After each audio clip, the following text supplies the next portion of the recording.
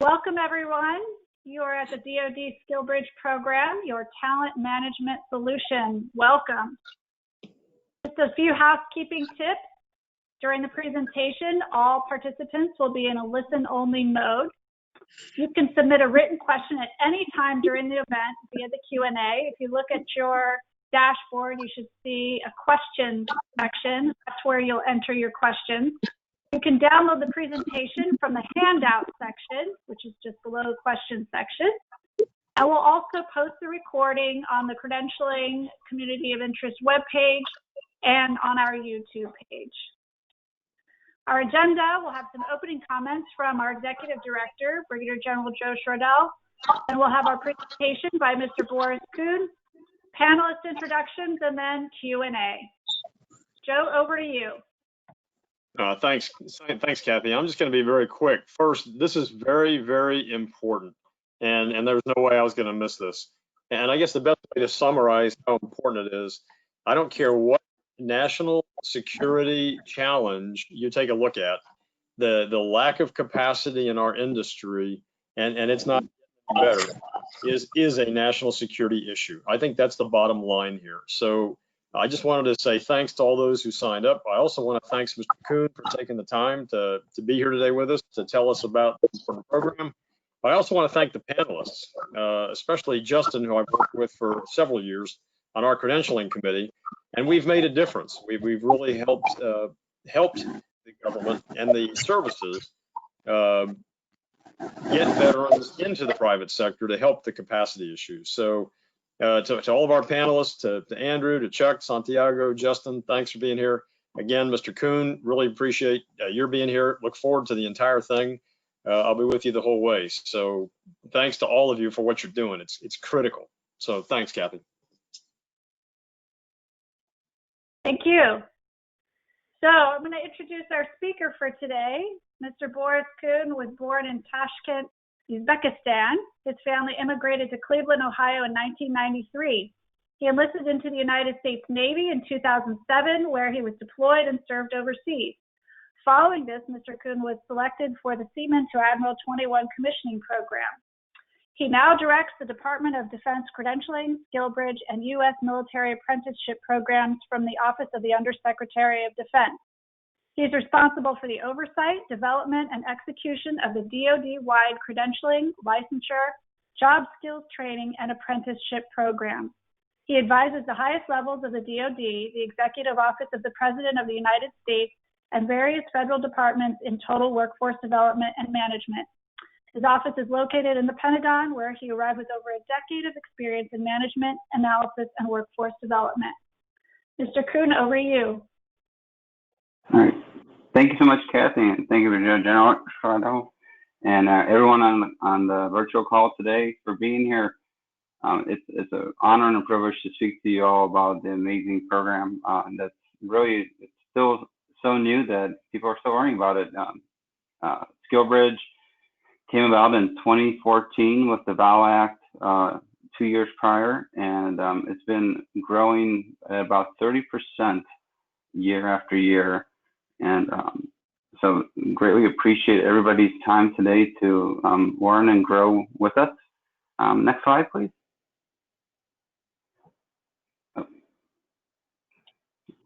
So this is a general overview of the website. If you're interested in being a partner, you'll be able to go to our website to get started. We have a toolkit for you as well. And if you scroll down, we have other resources available. Just I'm going to start here real quick. You'll be able to go to from here to contact us. In a second, it'll go there. And so with the industry partners, so we have also access to the military members themselves and the commands as well. So we have to provide information for everybody on this website. In a nutshell, we have an active contact management system. So if you have any questions after I'm done speaking to the program, you can contact us. And if any particular service as well, we can answer the questions from the team members as well across the different services. Currently, we have all services participating except the Space Force. Technically, they are because they're part of Air Force. And Coast Guard, we're awaiting legislative permission through this year's NDAA when it passes. So just some information there. And if you have any questions after I'm done speaking to the program, or if there's some information that you do not find on the website from the resources or the FAQs, please don't hesitate to contact us, because we also grow with your questions and inquiries as well. So we're always learning, just as this program itself is maturing through time. All right, should be it, I believe, in seconds. And that's it.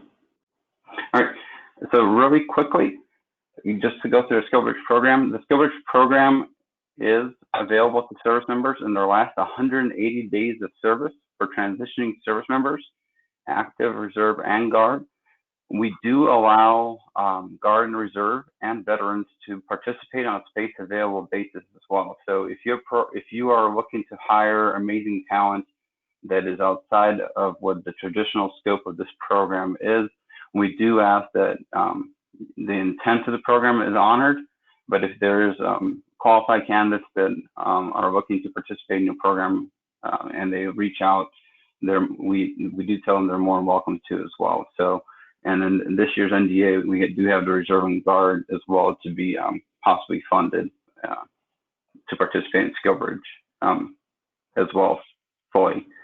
So, because right now they would be basically participating with no income or housing allowance and benefits. So that's the only caveat there. Vice, their transitioning service members are getting full pay and benefits along with any other arrangements, while the industry partners like yourselves would be then providing the employment training to include the mentorship and everything else that follows along with it. Most of the programs we have are roughly 3 to 4 months long. We call that the sweet spot. So if anybody on this call or virtual session has served before, you can remember that it's pretty difficult to let a service member go for, let's say, 6 months, because there's no backfill, if you will, that's coming in. Army is doing a pretty good job of trying to, they created a code to allow for the gaps to be filled faster, but the pipeline is still the pipeline, and just like any other hiring action or movement of troops, it is pretty difficult to have a replacement come in when we do have that signal coming in. But for the other services, it is fairly difficult to find a replacement in time or fill it. So just think about it from, please be mindful, if you will, of the command's mission as well. So they do try to accommodate it. Every leader is aware of the program for the most part, and they do try to accommodate the service members' ability to participate in the program from that standpoint. So we have a wide array of programs. The individual can participate in a internship status. So you might have an individual who, it might be a general, might be a colonel, and they're looking for a right skilling, if you will. So those opportunities are available through the Skillbridge opportunity. So you're really allowing the individual to show their skills and their worth, or transitioning to the civilian sector. Then there's the upskilling. So we can take Mortar Pool, 11 Bravo, and they really need the assistance of our industry partners, because now they've served their country and they're looking to do a complete occupational shift to their civilian career. And that's really the, let's say, the true spirit of the law, where this was, the DOD Skillbridge was birthed, was looking at the 2008 to 2011 unemployment shifts within the veteran population and in previous cohorts, and seeing what was the gap. The gap was identified as, it is too late to speak to veterans post DD 214, or even to capture or even communicate and be able to provide a service. So this authority was authorized by Congress, and it's proving its worth in the scale of about 25,000 participants to date. We've average incomes of 50,000. This is really being conservative about it. Basically annualized income of $1.25 billion with a $300 billion taxable taxation going back versus unemployment compensation. So if those who served back in the 2010 years, remember we were closely approaching $1 billion in unemployment compensation. So that was really where this program was birthed, is along with the credentialing programs were really shifted, is to identify mechanisms and means to address the service members' professional development while they're in service, and then making sure upon the capstone of their transition to reduce the stress and burden upon themselves and their families, to allow them to go back to their communities as they, as the saying goes, better than they did when they came in, or at least as close to their peers as possible. So that's really the intent here as well. I will kind of stop there if there's any panel questions so far. Any? Let me see if I can see them. Sorry, so far we just have one question. This is from Joe Angel. He is the Camps Community of Interest Chair. He wants to establish a national camp focused on technical skills development, similar to our existing national camps that focus on sending our camper alumni to outstanding universities, colleges, and military academies in pursuit of STEM careers. He wants to know if there's a partnership with this program that could lead to develop a technical skills camp for our future STEM leaders. I'll let you answer that, Mr. Kuhn. No problem. So the intent of Skillbridge is for the possible immediate employment upon separation, or the enhanced. So if the camp would allow that possibility, or as they do go into a STEM field, we do find we're working heavily with the Department of Energy right now and Department of Transportation to build out career tracks in today's, I would say, workforce. So we've addressed in the last year or so, we've addressed actually where we've been talking past each other, if you will, where the Department of Energy labs, for instance, they've changed to names like electrical technologists, and I don't know if this is terms used in your association or not. So like mechanical technologists versus the traditional machinists, and et cetera, et cetera. And we've also been talking to unions and Lockheed Martin and all of them. We've actually got them all together to really discuss the miscommunication, the signaling issues. But the real intent is, the true intent, and if your camp does offer it, that's perfectly fine. So we're actually looking for Skillbridge to grow into the education space in a way that as the service member transitions into their veteran status and pursues their professional development by, for instance, being employed, we do understand that to grow into supervisor, managerial, or executive roles, they're going to need education, of course. So we are working with academia as well to look at how do we stack those credentials. So I don't know if this group has discussed stackability within an all learning counts ecosystem. So we are discussing that with the Lumina Foundation and CCME and ACRO and various other academic entities. How can we look at the European models and other models where an apprenticeship can then be taken in if somebody has a journeyman apprenticeship, for instance, in machining or engineering, can be then taken and given a certain level of credit. So we already have I would say, a loose attempt at that with the ACE college credits, and that's technically not the appropriate way.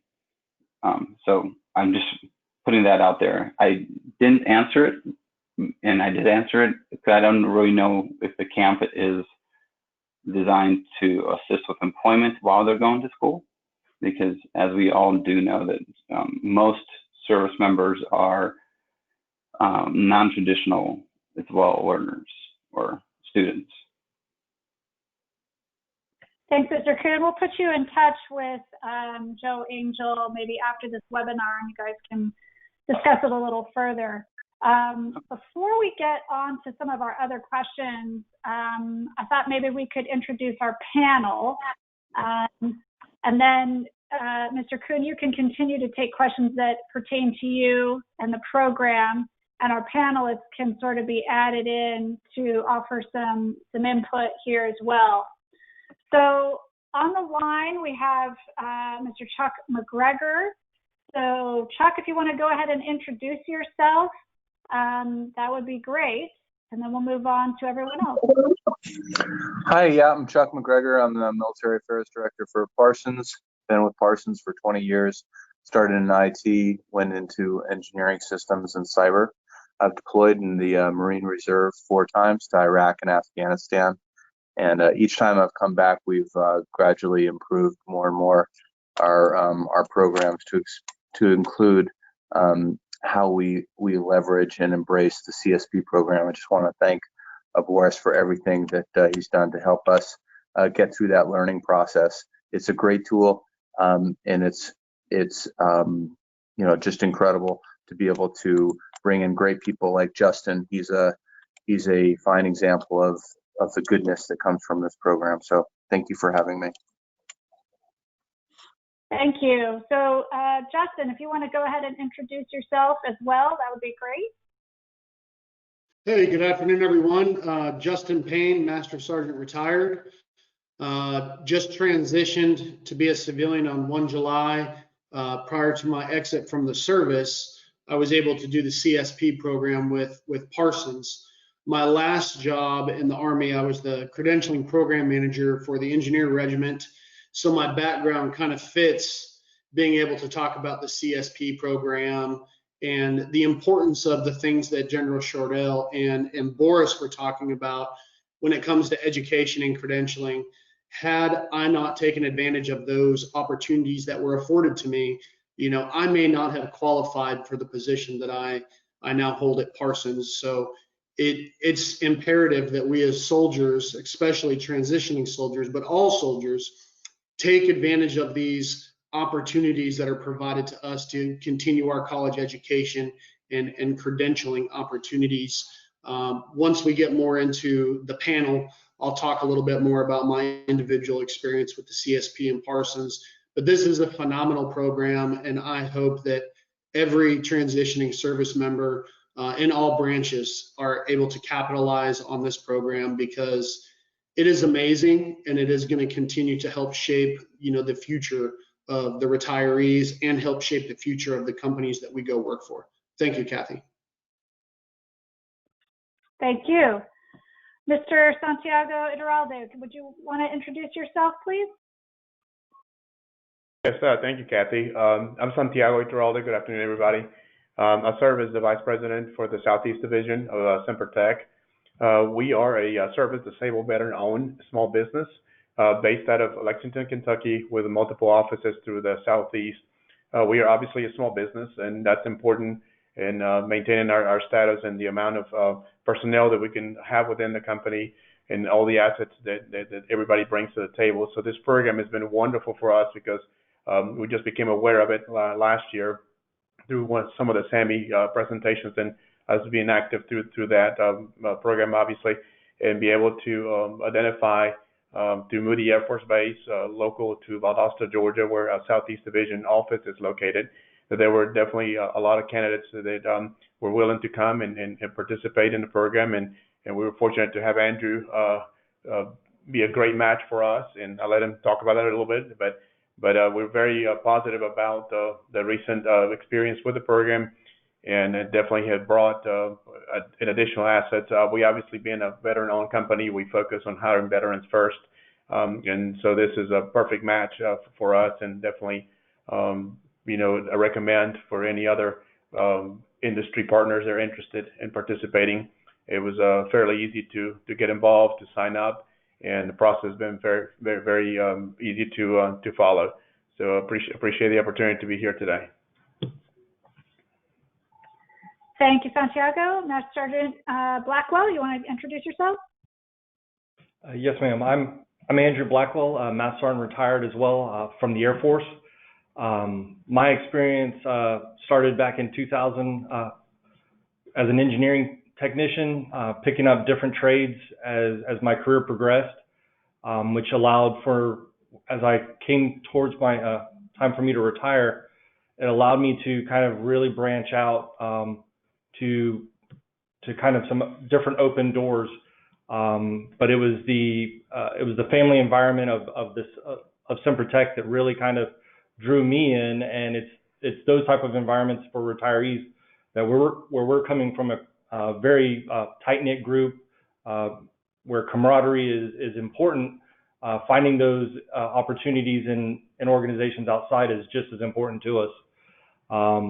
So for that, I'm very grateful for Semper Tech, because I too was at the same meeting that Santiago was at, where I learned about this program. I didn't even know it existed until that SAMI meeting, and then I immediately jumped on trying to learn more because my time was coming up.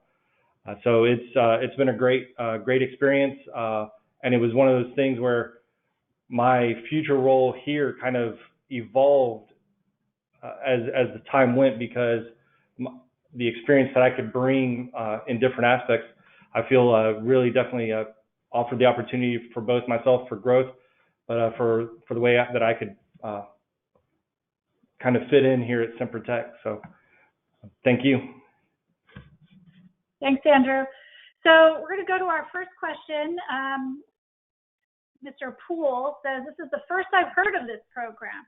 He wants to know if some of the military staff have some credentials upon separation, or is this largely a program where we as partners are providing training and certification? So, Mr. Kuhn, if you want to start off answering that, and I know, Justin, you probably have an answer for that as well, and if any of the other panelists want to jump in after Mr. Kuhn, please do so. Sure, no problem. Thanks so much, Kathy.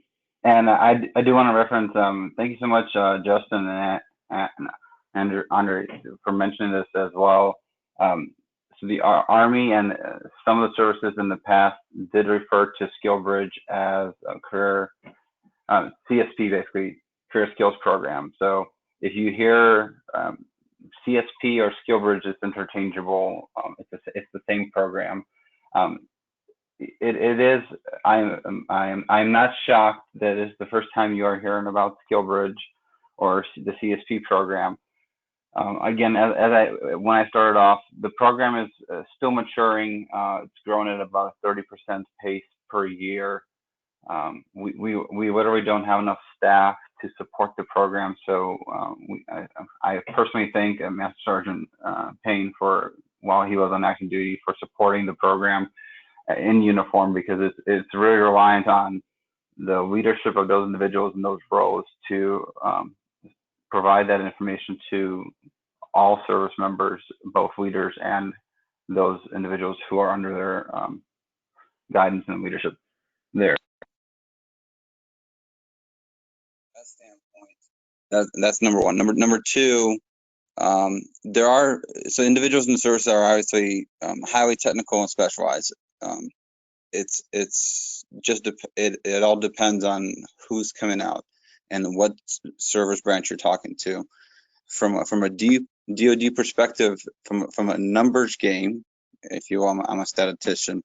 92% of all military occupations are either specialized or technical.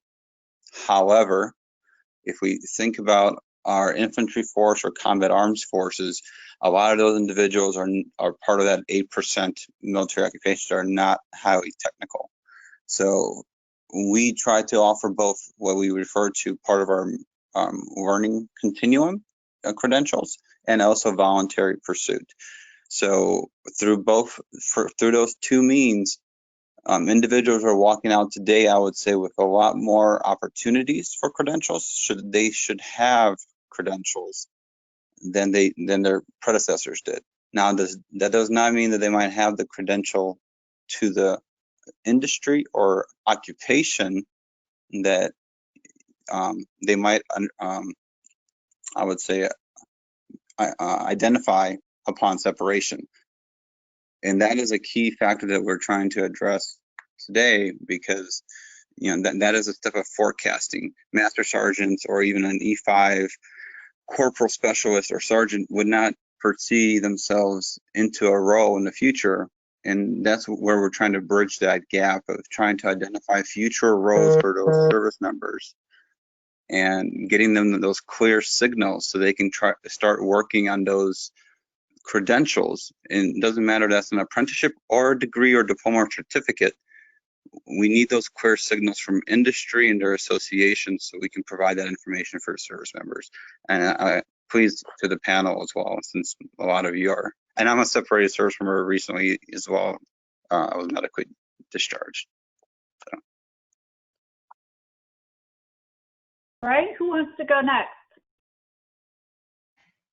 Justin, do you have any input on that?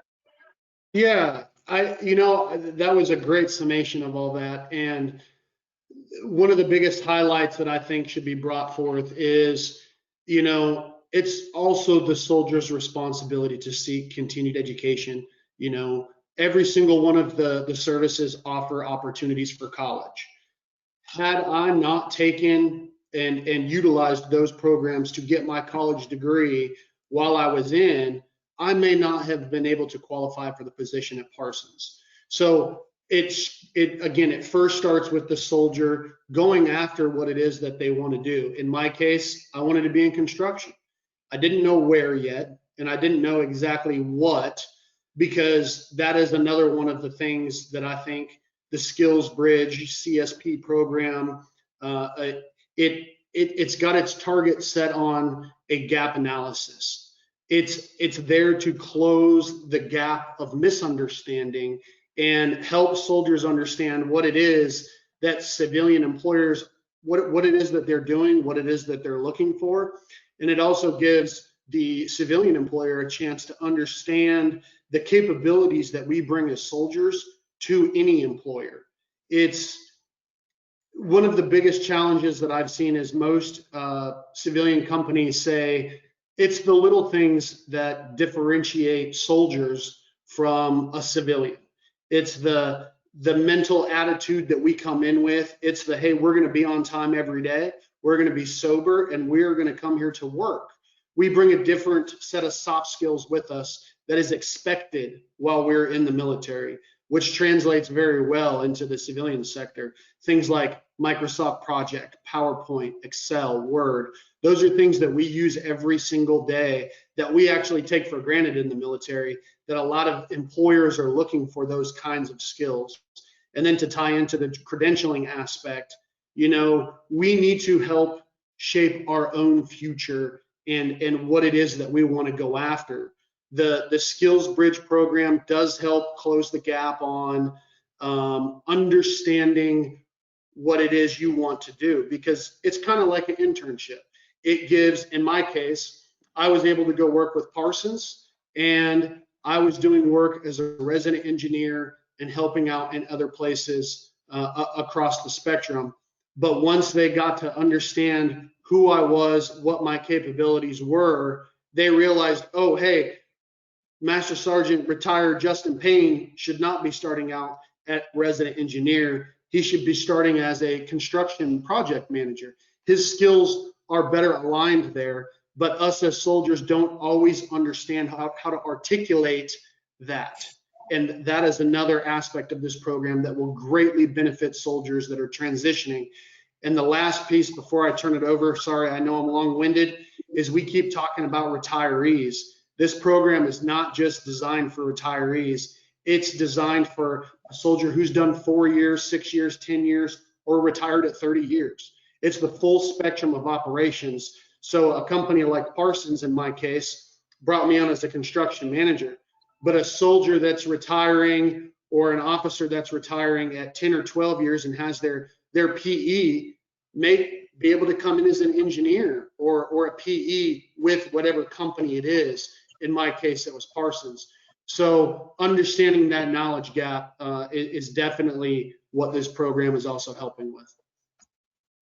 Hey, you know, Justin, this is Chuck. I think one of the big success factors in you coming into Parsons was the fact that we had a great business sponsor who understood the advantages of the program. And I think that our MilVet program, the time that we spent coaching the business sponsor on CSP and what they were getting when they bring in a veteran, and how this program worked, and just getting them comfortable with it. I think that's probably one of the biggest success factors that we had. We had just an incredible sponsor, just embrace you and bring you into the fire and expose you to the different disciplines in the program. It really worked out well. But the business sponsorship for other organizations that are on this call that are thinking about starting up a CSP, that is the number one key ingredient. And just working backwards into that, like having a good workflow organized so people, including recruiters and hiring managers, understand the process. And then also having a plan for how you're going to measure success. We wanted to go in with Master Sergeant Payne just with the intent of bringing him in and leveraging him, and everybody from the get-go had that mindset. It might not be that way in every organization, but that was our approach, and having that strong business sponsor was really an incredible key to success. Thank you. Great, thank you. Any of our other panelists want to comment on this? I will. So for me, as I got ready to retire out, one of the things that all military members have to attend is what they call TAPS, Transition Assistance Program. It's a 2-week program that's really short, but it's designed to try to help us take our skills that we learned in the military and equate them to the civilian world. Even with that 2-week time, it was still very difficult for me to articulate all the skill sets that I had learned over 20 years. But through this program, it gave me the opportunity that as different occasions arose, that I could show, hey, well, I've had experience here doing construction surveying or soils lab, and we could talk through that, which completely changed, in my opinion, changed my trajectory in the company on what they wanted me to do. And it allowed for that kind of easy flow of information and discussions as they came, versus having to sit here with our resume and try to give you everything that I know in a short kind of synopsis. So that's where I feel on this program. Another point that Master Sergeant Payne mentioned as well is it's on us to seek our credentialing or our schooling. I was offered the opportunity where I was actually able to pursue both my bachelor's and my master's. I completed that a year prior to retiring, and I was able to use that as another kind of, hey, this is a stepping stone I've taken upon myself to put myself here and where I am today. So, sir.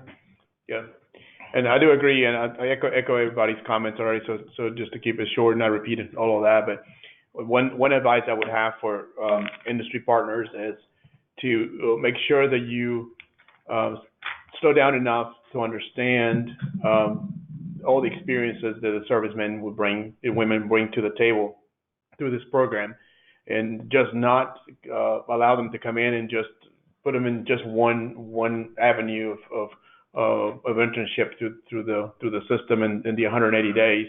It's really, with Andrew, it was really a lot of fact finding and understanding what his 20 years of experience have been, and as he mentioned, it allowed us to put him in a place as a pre-construction specialist currently through the government DOD procurement process that we're going through now until year end, and then he's transitioning to a construction project manager October 1st. And interesting enough, through one of the projects that we were pursuing, he has served at Robins Air Force Base before, and now he's going to be being a project manager at the same location where he has served in the past, and familiar with the installation. So there's always so much value. The world is just so small these days that all the connection points that we would have through our service branches in the civilian world, and companies that like us only do DOD construction management.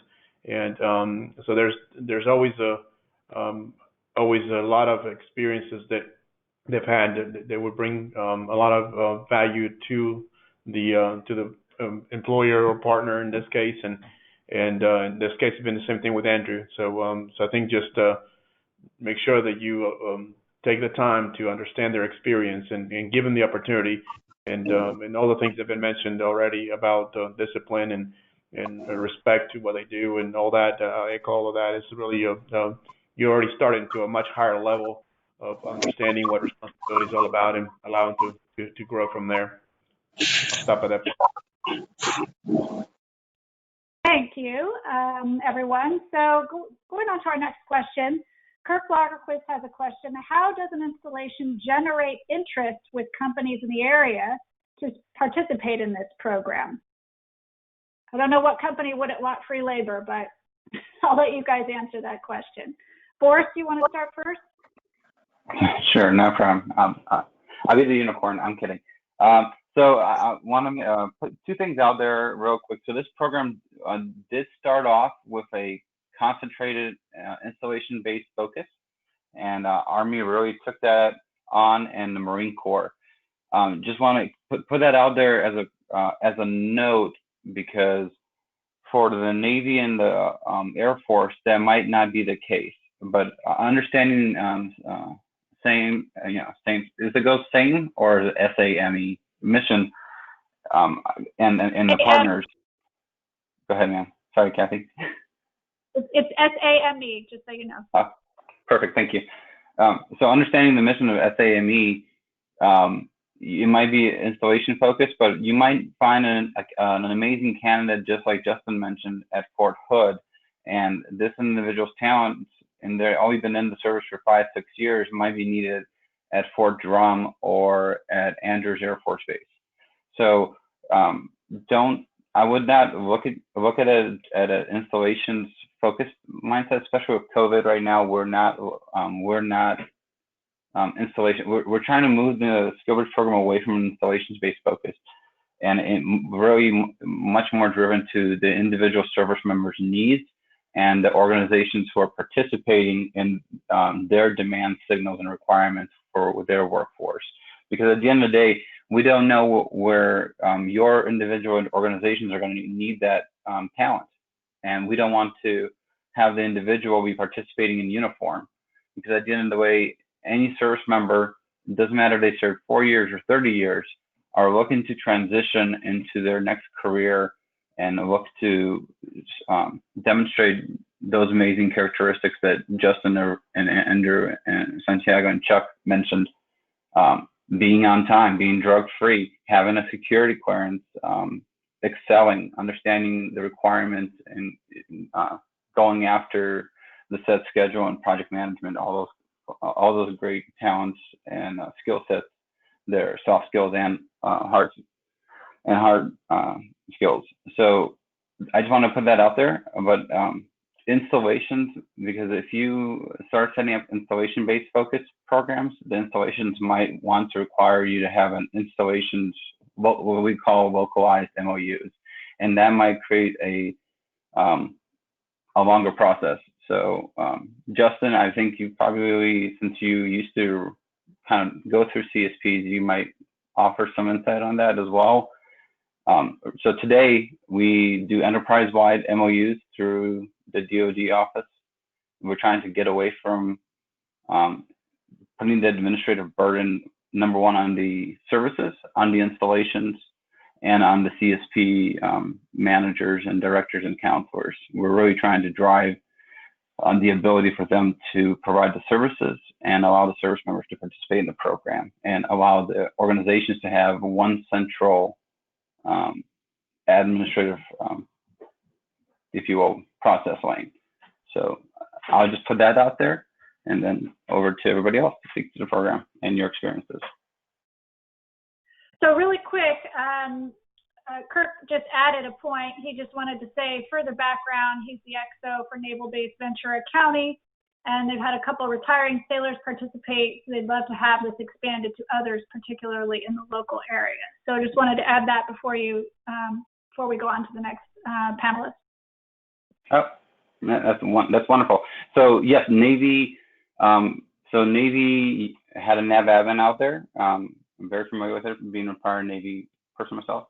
And so they've gone from the nav admin where they had the commanding officers sign off with the organizations, taking the risk and everything, which in one way it makes it easier because the local commands know the environment, but also giving us to our office allows the transparency. So to that exact point, we want to expose the wonderful opportunities that are available around the nation, because there might be an individual who might be stationed in Jacksonville, Florida, for instance, and might be wanting to come back to that location. So thank you for that. Thank you. Anybody else want to comment? Hey, Kathy, this is Justin. Yeah, I just wanted to kind of echo what Boris was saying. It's not location specific.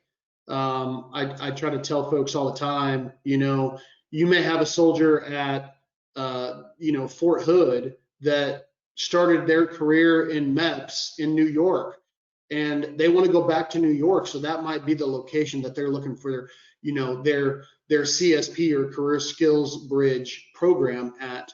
So it's not just limited to the local area where the soldier is serving. I know at a lot of the Army bases, I know, Andrew, I think you were talking about SFL TAP. They come in and they talk to us about the Career Skills program and the Skillbridge program. And then from there, it's really up to the soldier to go to the office and get that information. And then once the soldier goes there, they can find out the information of who already has MOUs, or how do I get an MOU with a hopeful future employer that is not on the list but would like to have an MOU.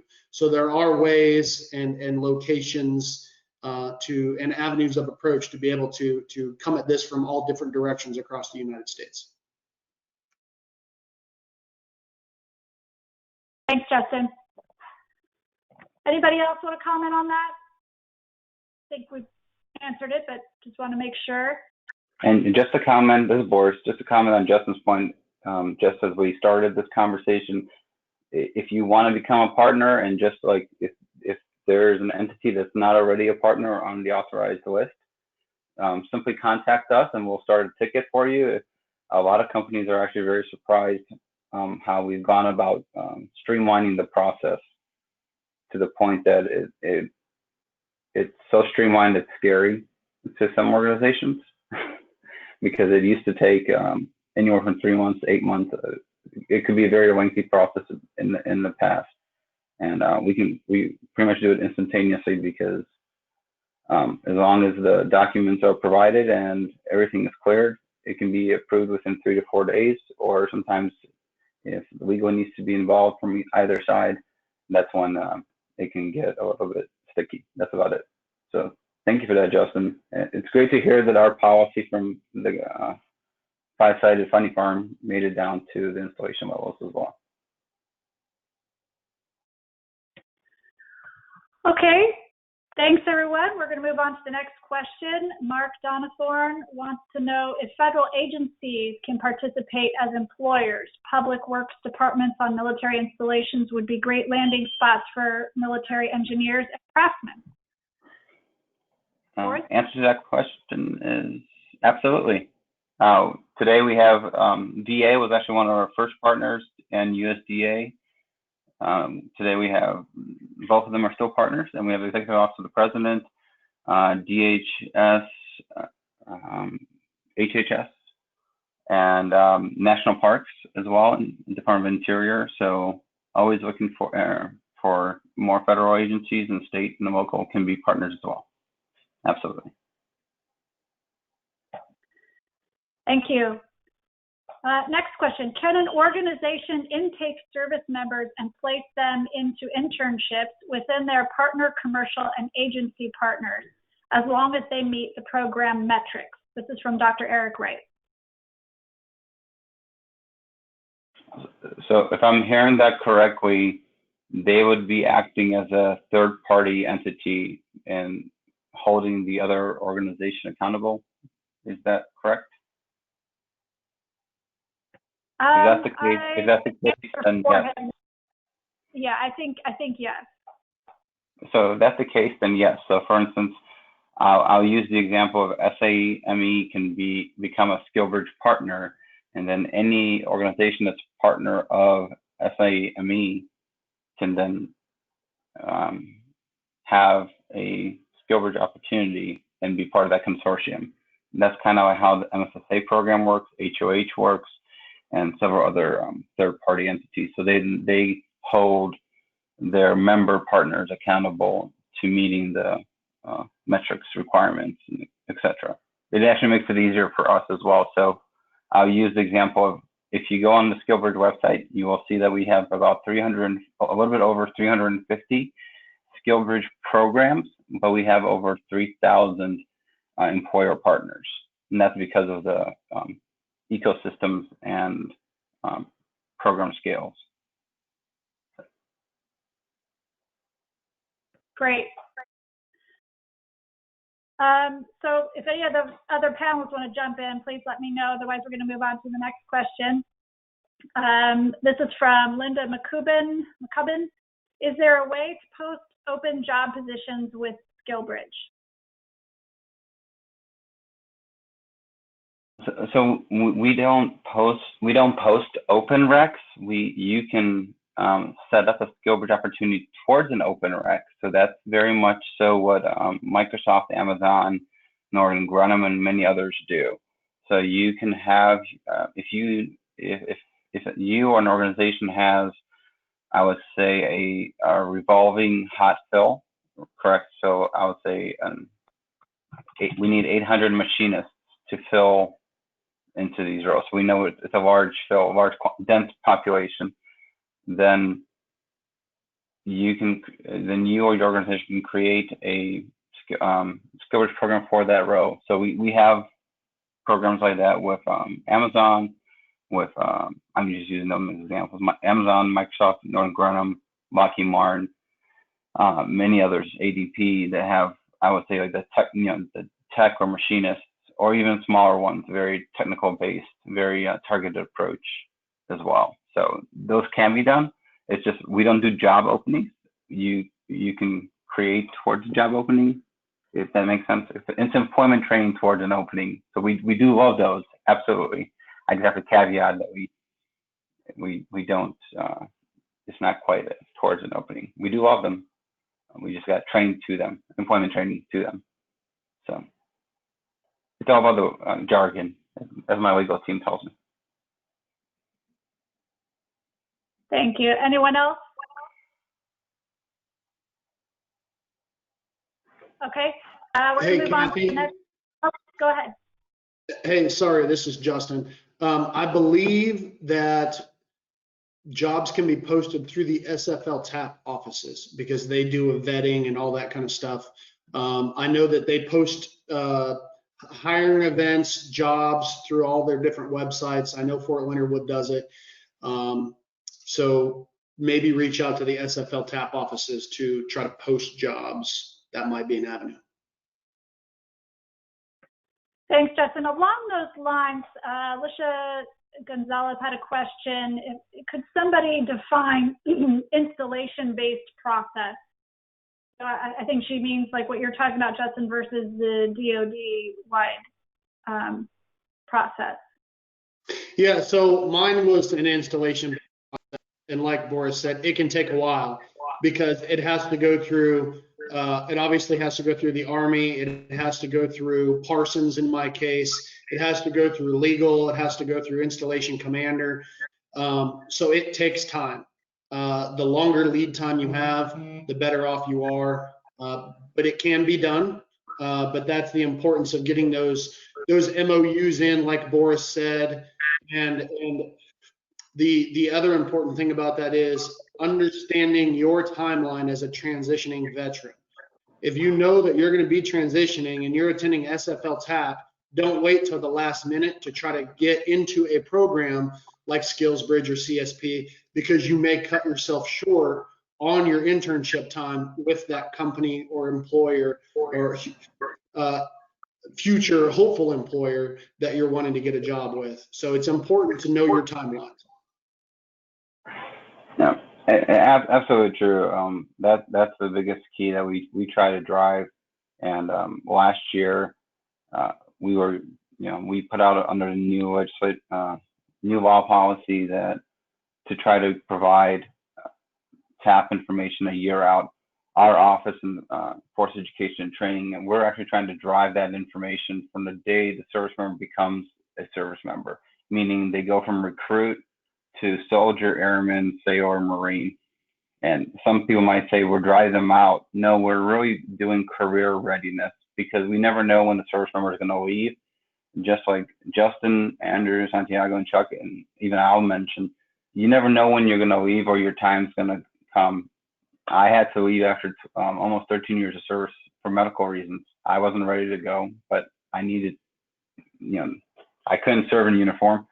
But because of the career enrichment that I did through the talent development that the military provided, I was able to transition. So those are key factors, and it's a cultural shift across DOD and the service department and across the leadership continuum, because we don't look at it that way. And I think the Brigadier General, you would probably agree with us that we want to keep our people in. We don't want to talk about this is what you need to do when you get out, or you might want to pursue these credentials or this degree or these courses because you'll be better off later. But it's also about professional development while the service member is still in, because it enhances the mission readiness, because it gets us better at during the mission. So that's another individual that can perform an extra responsibility. Just like Chuck being a reservist, those civilian skill sets became useful, probably, hopefully, while he came on reserve duty.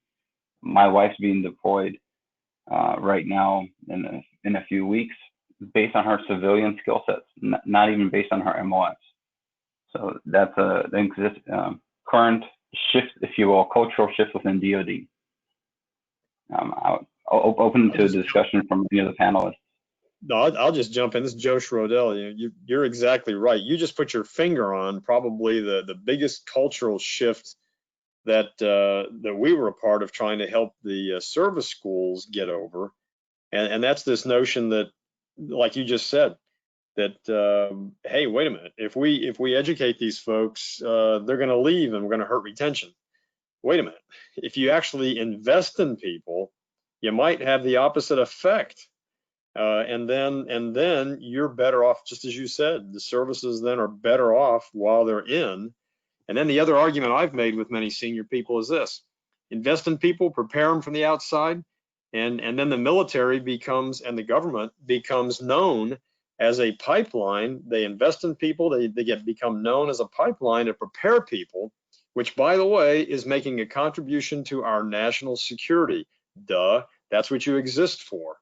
And I got to tell you, a lot of senior people, when they heard that argument several years ago when we started making it, they started changing their mind and saying, you know what, you're right. We're selling ourselves short. Sorry to jump in, but you put your finger right on the crux of the issue that I think we've had a lot to do with changing how people think. And thank you, sir. We still need that advocacy and that push, because leaders change, and new leaders are still, the mentality is still, I would say, still there. It's still fluid. I'll use myself as an example because many of you are here. I came into the military with a GED and enlisted with a GED, and thank you to military service and requirements and non-requirements. I obtained a master's degree and a minor in engineering. That's because minor engineering was needed for my naval career, and mathematics was also for my billet assignment. And like you said, sir, it's about the mission requirement, but it's about national security. So at the end of the day, we're all walking out better off, and I still served.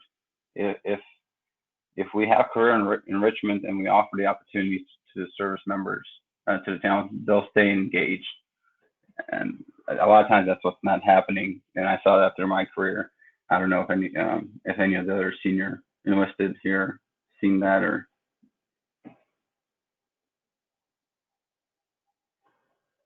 Put you on the spot there, Justin. Andre.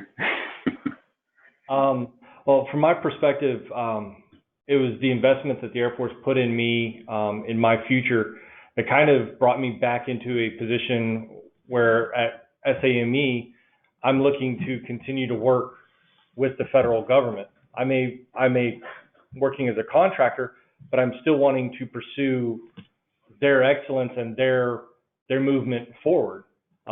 With the opportunities with contracts we have coming up, it's a great opportunity to just continue pushing forward. So it builds that family.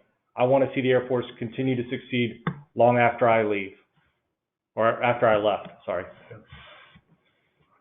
Yeah, it's the same, still service involved, just a different type of service. Now it goes, he's still involved in mission and now accomplishing the mission from the construction side for the same group. So it is very rewarding, and obviously anybody comes from the service side directly to help now the construction piece back to the same mission has a lot of vested interest already in the success of the programs that we're involved with construction-wise. And so it's a win-win. There's no doubt that any training you receive within your time benefits everybody, the individuals, to succeed within new companies as they transition out, and the companies themselves from all of involved.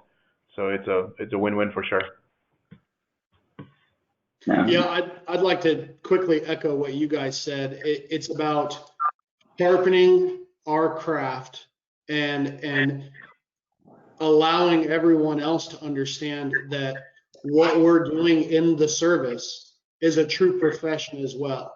And we are taking the same PMP exams, we're taking the same PE exams, we're taking the same FMP exams as our civilian equivalents. And it is allowing us as service members to better execute our duties while also making ourselves marketable for whenever that transition time does come. No, and thank you for that, and Justin and Santiago and Andre. Those are the biggest things. 5 years ago, when we were discussing credentialing, there was a big push, actually, legislative push to have the military create our own, or I would say make our credentials transparent, or have a PMPM. And we said we shouldn't have that, because at the end of the day, the service, we have our mission, and then at the end of the day, the service member is going to transition to the civilian sector. So either we're on par to the industry or better, or we need to do that gap training. So hence the cool programs and everything else that came about, like Skillbridge. So thank you for that. The other big piece is purpose. I think everybody kind of hit on that as well. And thank you for that. And it helps with the suicide and post-service experience for veterans. So again, I want to just thank everybody and panel that's been here and allowing us to be here and talk about this wonderful program today. And thank you, Kathy, for scheduling and coordinating all of this for us.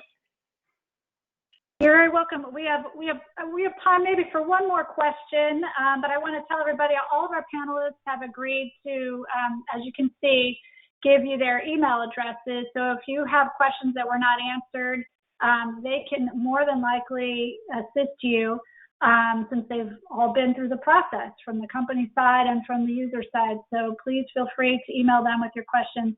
But we have one more question that I thought was important. Kirk Lagerquist asked, how are departing service members and companies matched? How is the match made? Hey, Kathy, this is Justin. I'll start off if you'd like. for me, I didn't quite know what I was going to start doing yet. You know, I started doing my SFL tap transition and heard about CSP. I went to their office and educated myself on what my opportunities were. And that is how I found Parsons. So again, I hate to say, you know, hey, a lot of this is the soldier's responsibility, but it is. We need to take charge of our own future and seek out who it is that we want to work with and what it is that we want to do. So for me, in my instance, I sought out who and where I wanted to go and what I wanted to do, and it ended up being a phenomenal fit for me to do my internship with Parsons. Kind of to echo Justin's point, I had to seek it out myself. But I fortunately I had a mentor that I went to with kind of my concerns and what I was wanting to do, and he was able to kind of point me in the right direction. He at our next SAME meeting, when everything was said and done, he took me around and introduced me to Santiago and a couple other individuals, and kind of started that process of the conversation for me. But it was me taking that step to him that offered that opportunity for me. Had I not mentioned it to him, this wouldn't have happened. This is Boris, just from our, I guess, from DOD perspective and from the service perspective, completely agree with both of you, and we agree that it's on the service member, because at the end of the day, I believe that no organization wants an individual that doesn't want to initiate something. At the same time, if an organization is not able to show themselves or present themselves, there's no way that an individual will see them. So with that being said, that's why on the DOD Skillbridge site, we actually have a Skillbridge locations section where all the Skillbridge opportunities and organization cleared providers are listed. So when Sergeant Smith is ready to look, or even just curious, they can take a look and explore that. And I encourage all the organizations or individuals who are on this call to take their time and explore the website. There's a lot of information. We have transition information on there. We actually have state by state information, by installation information there as well. We don't get into question we get a lot of times is by MOS.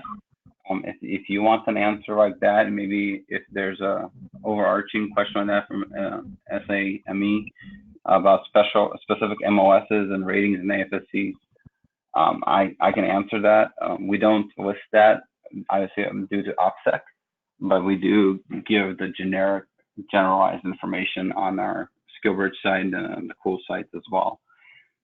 But again, we list that information on the Skillbridge site for you once you become a cleared provider, and the service members can see it. We get about 16,000 new visitors each month on the Skillbridge site. So on average, we get about 50,000 users on the site each month, which is pretty incredible for a program that we're still talking about to individuals that are not aware of. And that's not putting anything on anybody. I think that's an amazing thing. I look at it as a beautiful thing. I love talking about this program, and it's really word of mouth. It's mentoring, networking, and it's the grapevine. So it's from wonderful experiences like the individuals on this panel went through, going back and talking to those who are still in uniform, saying, "Hey, I went through it, and it's not a fake program. It's a real experience." Because some people think it's surreal. It doesn't really exist even. So I just want to thank Parsons and Sempertech and PC for participating and making those opportunities happen, and all the organizations that are currently partners and thinking about being partners. Hey, Kathy, real quick, this is Justin. Any Army soldiers that are out there, you can go to your CSP office on your base. You could go to your SFL TAP office on your base, or your education center. Any one of those 3 locations should be able to point the soldier in the correct direction to actually get to the CSP office and get a list of what is in their local area or what MOUs are already had in the area. And then also, like Boris said, using the Skillsbridge website. So specific to Army is the CSP office in either SFL TAP, the CSP office itself, or the education center. Okay. And it would be very similar to any of the other services. Absolutely true. Yes. We have that information provided for service members. So when the service member, just FYI, if there are any service members on this call, they contact the DOD site. If it's a service member, they're actually linked to the installation CSP or Skillbridge coordinator or counselor. So I just want to make that clear. They're not getting a random 1-800-311 number counselor. So they're actually being connected to their local installation or regional provider. So thank you for that, Justin.